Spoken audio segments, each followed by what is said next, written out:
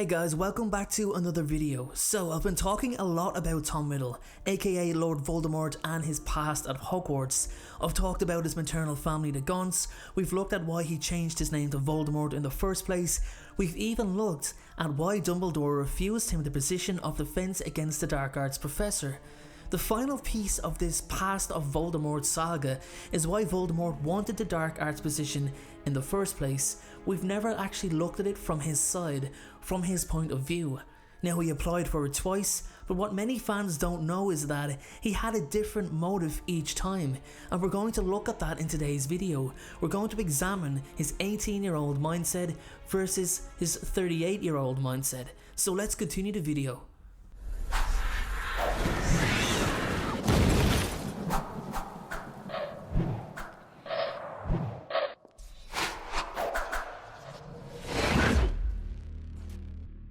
Guys, before we start, I'd like to talk about today's sponsor, Surfshark.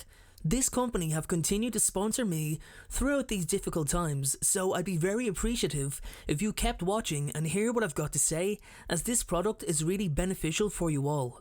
Surfshark offer you an incredibly powerful VPN to protect your internet privacy. In today's computer age, hackers are constantly trying to gain access to your bank account details, your social media passwords, and access to your personal information, amongst many other things. This can all be prevented when browsing under Surfshark's protection.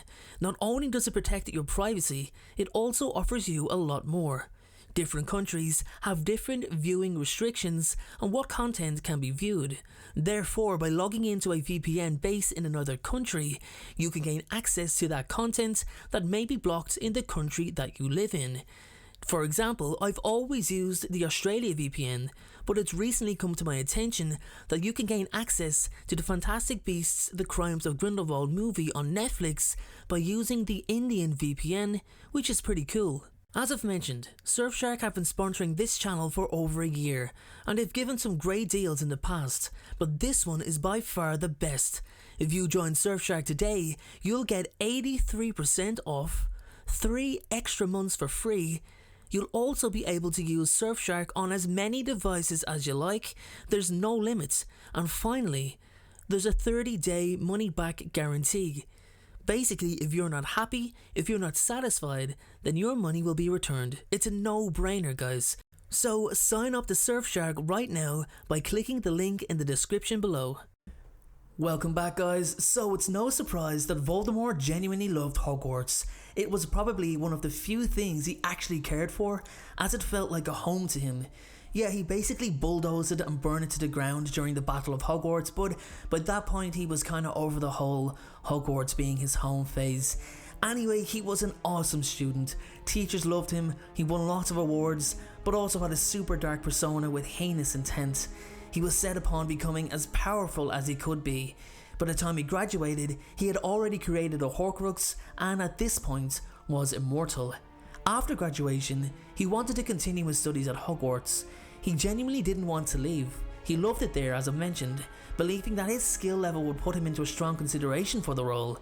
He applied for Defense Against the Dark Arts Professor, which in turn would have made him the youngest professor in the school's history, and he most likely would have been teaching students he had associated with just months beforehand. So, why did he want the position? Well, obviously it's up for debate, but I genuinely believe that the first time he applied at 18 was completely different to his second application at 38. I think Tom Riddle didn't really know who he was at that point. Lord Voldemort did not exist just yet. Far from existing, actually. I think that Tom had a serious passion for the dark arts and wanted the right surroundings to perfect his craft. He also loved a following. He had a vast majority of Slytherin students following his lead during his time there, and that loyalty didn't waver even after graduation. He wanted the students he'd teach to admire him for his power and knowledge. Tom Riddle always had a plan, but I stand by what I said. The plans for world domination most likely didn't materialize just yet. Don't forget, he loved experimenting with dark arts and searching for ways to twist and manipulate magic. I only wonder all the things he got up to at Hogwarts, things I wish we could find out but most likely never will. Anyway, he was genuinely hurt by Armando Dibet's rejection. The headmaster of all people was one of Tom's biggest supporters, and were it not for Tom's youth and inexperience, I fully believe Dippet would have indeed hired him for defence against the dark arts position. He didn't know as we know, and Riddle left Hogwarts with a bitter taste in his mouth. He never really looked at the school in the same way again. Things changed, however, when he returned to the school 20 years later to reapply for the role, and I just want to clear something up because I've seen a lot of confusion about Tom Riddle's disappearance.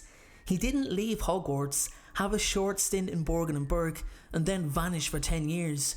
He stayed working in Borgin and Burke for over 10 years. He was still in the wizarding community's eye. He was actually roughly around 28 or maybe older when he left, after the murder of Hepzibah Smith, who we know was killed between 1955 and 1961. I'm going to stay with the date of 1955 as I prefer the earliest known year instead of the latest, which means that Tom Riddle, now known as Lord Voldemort, would have been at the very least 38 years old on his return to Hogwarts. He wasn't surprised to see Albus Dumbledore as headmaster either, as he was aware of his former teacher's great power, skill and knowledge. However, 20 years on, it was a completely different individual that stood before Dumbledore. Tom Riddle was gone, Voldemort in his place. He was drastically changed in a physical manner. We know that story, how he lost his handsome looks and so on.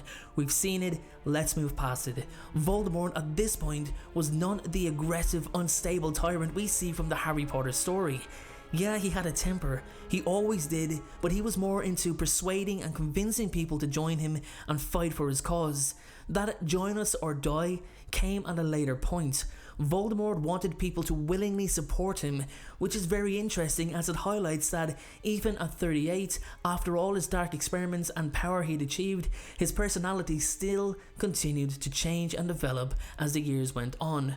Otherwise, how would Bellatrix, Lucius Malfoy, Severus Snape, how would they all become so loyal to him in the first place? Because they believed in his goal, they believed in what he had to say. Anyway, back to topic. This is what his plan was for the students of Hogwarts.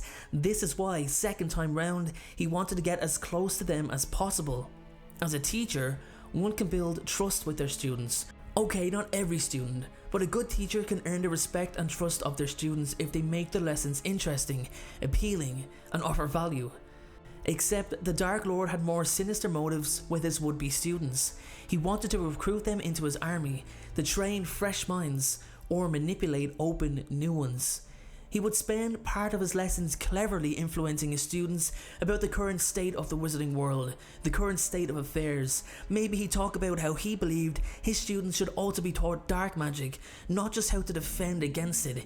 He was so clever and cunning, he would find a way to have that entire class on his side, or at least offering him support. I honestly just wish there was more information on his time as a student at Hogwarts. I've said it before and I'll say it again, the perfect Harry Potter prequel is Voldemort's time at Hogwarts, leading into the First Wizarding War. It would be so cool to see that other side, that in-between look at his transition into Voldemort. I think that I'm not too far off from accuracy when I say that Voldemort's continued success made him more arrogant and more overconfident. Let's face it, he knew no failure or defeat. His first proper loss came at Godric's Hollow, 25 years after his second and final rejection at Hogwarts. Even through that setback, he still made use of his time at the school. He hid the diadem of Ravenclaw in the Room of Requirement and left for good. Even though things didn't work out for the Dark Lord with his attempts to secure the role, word began to rapidly spread about a wizard who was set on making a change to the wizarding world, which in turn caused many Hogwarts students to join Voldemort's cause anyway after they graduated from Hogwarts. Things went his way for the next 2 decades, and as we know, everything was going smoothly until a young boy named Harry Potter got in the way. And with that being said, guys, that's my video on why Voldemort wanted the defense against the Dark Arts position at Hogwarts, finally completing my little saga of videos about his past days at the school. If you have anything to add, then please do so in the comment section below. Thank you so much for watching, thank you for the support, and I will see you all in the next video.